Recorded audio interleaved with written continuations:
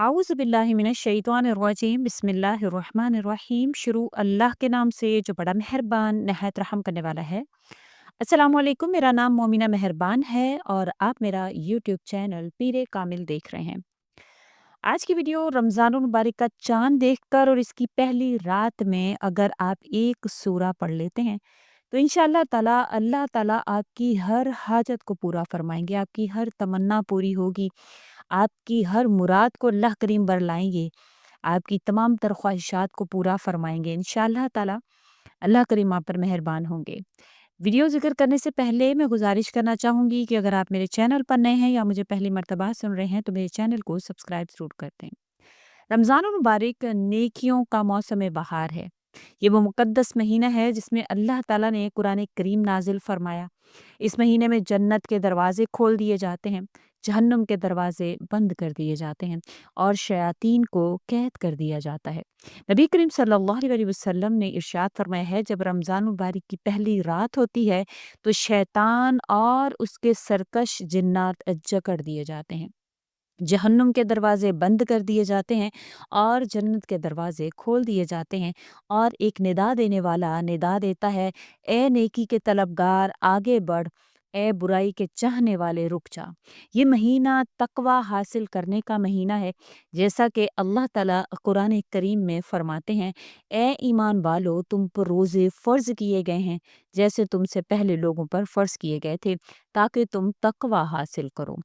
इंशाल्लाह ताला वज़ीफ़ा ज़िक्र करना है, वो कौन-सी सूरा है जिसको आपने पढ़ना है, पढ़ने के बाद आपने इंशाल्लाह ताला इसको करना है, वो मैं आपसे ज़िक्र करूँगी। उससे पहले वो लोग जो कहते हैं कि हमारी दुआएँ कबूल नहीं होती, आप वज़ीफ़ा शेयर कर देती हैं, लेकिन हमारी दुआएँ कबूल नहीं होती, हमारी हम बहुत वज़ाइफ़ करते हैं, लेकिन हमारी तो तमन्ना पूरी नहीं होती। तो इंशाल्लाह ताला उनसे मैं सहाबा कराम वाले चंद ऐसे वाक़यात ज़िक्र करना चाहूँगी। अगर आप भी इस तरह से ज़िंदगी गुज़ारने वाले हैं तो फिर आप शिकायत करके बताएँ कि हम भी इसी तरह से ज़िंदगी गुज़ारते हैं, हमारी दुआएँ तो नहीं कबूल होती। हज़रत उमर फ़ारूक रज़ी अल्लाह तआला अन्हु के दौर में एक नौजवान था जो बहुत नेक था और इबादत में मशगूल रहता था। वो हर रात मस्जिद में क़याम करता और दिन को रोज़ा रखता था। एक दिन शैतान ने इसके दिल में गुनाह का वसवसा डाला और वो एक गुनाह की तरफ बढ़ा। मगर जैसे ही इसने दरवाज़े पर कदम रखा, इसे ये आयत याद आ गई। इन्नमा यतक़ब्बलुल्लाहु मिनल मुत्तक़ीन। अल्लाह सिर्फ़ परहेज़गारों के आमाल कबूल करता है।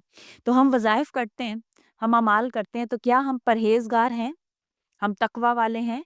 ये आयत सुनते ही वो नौजवान काँप उठा और वापस पलट आया और पूरी रात अल्लाह के हुज़ूर तौबा में गुज़ार दी। सुबह जब वो मस्जिद में गया तो इसका चेहरा नूर से दमक रहा था। हज़रत उमर फ़ारूक रज़ी अल्लाह तआला अन्हु ने फरमाया, जिसने गुनाह का मौका होते हुए भी अल्लाह की खातिर अपने कदम रोक लिए हों, अल्लाह इसके चेहरे पर नूर अता फरमाता है। अब ये वाक़या हमें क्या सिखाता है कि रमज़ान का महीना गुनाहों से बचने और अल्लाह के करीब होने का बेहतरीन मौका है। अल्लाह ताला हमें इसे मुक़द्दस महीने में ख़ुद इबादत करने और अपनी बख़्शिश हासिल करने की तौफ़ीक अता फ़रमाए।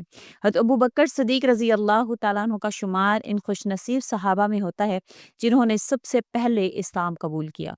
इनकी सखावत और एसार जो है वो बेमिसाल है। जब ग़ज़वा तबूक के मौका पर नबी करीम सल्लल्लाहु अलैहि वसल्लम ने सहाबा से माल अल्लाह की राह में देने के लिए फरमाया तो तुमरे फ़ारूक रज़ी अल्लाह तआला अन्हु ने सोचा कि आज वो हज़रत अबू बकर सिद्दीक़ रज़ी अल्लाह तआला अन्हु से सबकत ले जाएँगे। चुनांचे वो अपना आधा माल लेकर हाज़िर हुए। नबी करीम सल्लल्लाहु अलैहि वसल्लम ने फरमाया, उमर अपने अहलो अयाल के लिए क्या छोड़ा है? हज़रत उमर फ़ारूक ने अर्ज़ किया, आधा माल छोड़ा है। इसी वक़्त हज़रत अबू बकर सिद्दीक़ रज़ी अल्लाह तआला अन्हु भी अपना सारा माल लेकर हाज़िर हो गए। नबी करीम सल्लल्लाहु अलैहि वसल्लम ने पूछा, अबू बकर तुम अपने घर वालों के लिए क्या छोड़ कर आए हो? हज़रत अबू बकर सिद्दीक़ रज़ी अल्लाह तआला अन्हु ने कहा, मैंने इनके लिए अल्लाह और इसके रसूल को छोड़ दिया। ये सुनकर हज़रत उमर फ़ारूक रज़ी अल्लाह तआला अन्हु ने फरमाया, अबू बकर मैं तुमसे कभी सबकत नहीं ले जा सकता। हमें अल्लाह की राह में देने के लिए मामूली चीज़ें नज़र आ रही होती हैं। हम अल्लाह की राह में घटिया से घटिया चीज़ जो है वो अल्लाह के रास्ते में देंगे। अपने पुराने कपड़े अल्लाह के रास्ते में देंगे, पुराने बर्तन अल्लाह के रास्ते में देंगे। हम अपनी वो अशिया जो हमने रिजेक्ट की हुई होती हैं वो हम अल्लाह के रास्ते में देते हैं। लेकिन जब खुद की बारी आती है तो अच्छे की सोच सोचने के अल्लाह हमें अच्छे से नवाज़े। तो आप अल्लाह के साथ क्या मामला करते हैं जो अल्लाह आपके साथ मामला करें? तो अल्लाह के रास्ते में भी अच्छा दें ताकि अल्लाह करीम आपको उससे बेहतरीन से नवाज़ें। हज़रत बिलाल حبشی رضی اللہ تعالیٰ عنہ ایک غلام تھے، اور جب انہوں نے اسلام قبول کیا تو ان کا مالک امیہ بن خلف انہیں سخت اذیت دیتا تھا، گرم ریت پر لٹاتا، سینے پر بھاری پتھر رکھتا اور کہتا اسلام چھوڑ دو، لیکن حضرت بلال حبشی رضی اللہ تعالیٰ عنہ ہر بار احد احد، اللہ ایک ہے کہتے رہتے۔ آخر کار حضرت ابوبکر صدیق رضی اللہ تعالیٰ عنہ نے انہیں خرید کر آزاد کر دیا، اور نبی کریم صلی اللہ علیہ وسلم نے ان کی قربانیوں کی بہت قدر کی۔ جب نبی کریم صلی اللہ علیہ وسلم کا وصال ہوا تو حضرت بلال حبشی رضی اللہ تعالیٰ عنہ مدینہ میں رہنا نہیں چاہتے تھے، کیونکہ ہر چیز انہیں نبی کریم صلی اللہ علیہ وسلم کی یاد دلاتی تھی۔ ایک دن خواب میں نبی کریم صلی اللہ علیہ وسلم کی زیارت ہوئی، جس میں آپ صلی اللہ علیہ وسلم نے فرمایا، اے بلال تم ہم سے دور کیوں ہو گئے ہو؟ کیا اب ہماری زیارت کا وقت نہیں آیا؟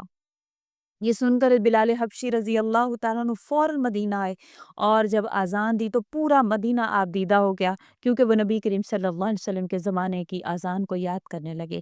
حضرت عمر فاروق رضی اللہ تعالیٰ عنہ اسلام کے سخت دشمن تھے، اور نبی کریم صلی اللہ علیہ وسلم کو قتل کرنے کا ارادہ رکھتے تھے۔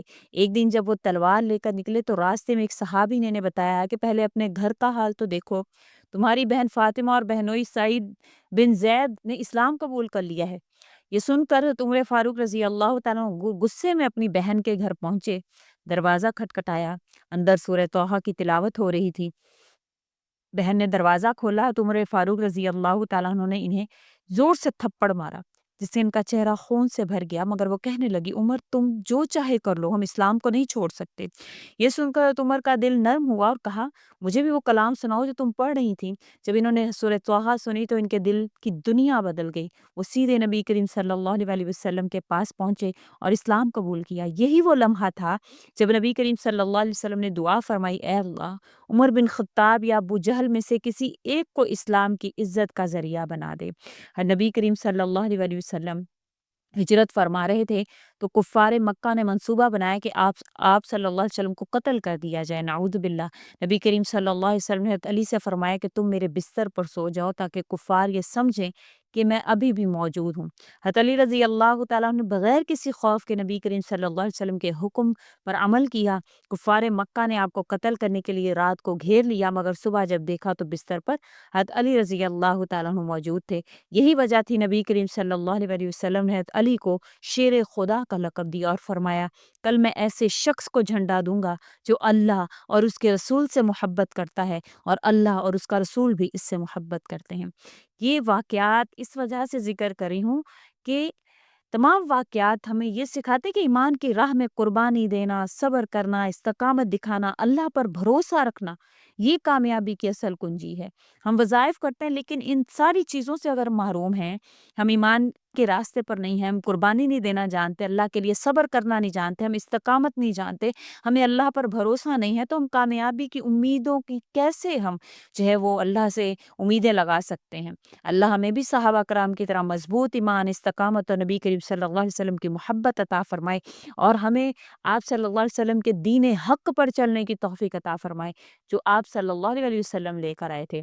وہ دین نہیں جو آج کے مولویوں نے بنا دیا ہے، وہ دین جو آپ صلی اللہ علیہ وسلم نے ہمارے لیے چنا تھا، وہ دین جو واقعتاً دین ہے۔ اللہ ہمیں شرک سے بچائیں، اللہ پاک ہمیں اللہ وحدہ لا شریک کی عبادت کرنے کی توفیق عطا فرمائے، ہم صرف اور صرف اللہ سے مانگنے والے بن جائیں۔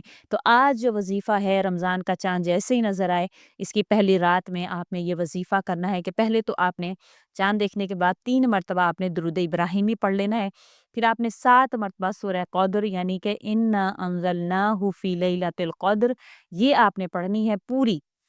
تو اللہ تعالیٰ سے پھر آپ نے دعا کرنی ہے رمضان میں عبادت کی، اللہ کریم آپ کو توفیق عطا فرمائے، مغفرت نصیب ہو۔ پھر آخر میں آپ نے 3 مرتبہ درود ابراہیمی پڑھ لینا ہے، پڑھ کر آپ نے پھر اللہ سے جو بھی آپ کی حاجت ہے اس کی دعا کرنی ہے۔ یہ وظیفہ کرنے سے رمضان میں عبادت کا شوق پیدا ہوگا، نیک اعمال کی برکت نصیب ہوگی، اور رزق میں وسعت اور برکت حاصل ہوگی، اور اللہ کریم آپ کی ہر حاجت کو انشاءاللہ قبول فرمائیں گے۔ امید کرتی ہوں آپ کو ویڈیو اچھی لگی ہے، تو اتنے پیارے پیارے واقعات میں نے آپ سے ذکر کیے ہیں، اس کو سن کر سبحان اللہ ماشاء اللہ ہی لکھ دیا کریں۔ بے شک جو بھی آپ سبحان اللہ ماشاء اللہ لکھیں گے تو ایک درخت آپ کا جنت میں لگ جاتا ہے۔ تو اللہ اللہ کریم آپ کے لیے وہ ذریعہ مغفرت بنا دیں گے۔ جب تک وہ لکھا رہے گا اللہ کریم آپ کے لیے ذریعہ مغفرت رکھیں گے۔ تو انشاءاللہ آپ ضرور جو ہے وہ کمنٹ باکس میں سبحان اللہ ماشاء اللہ ضرور لکھا کریں۔ اس کے ساتھ اجازت چاہوں گی، وآخر الدعوانا ان الحمد للہ رب العالمین۔ اللہ حافظ۔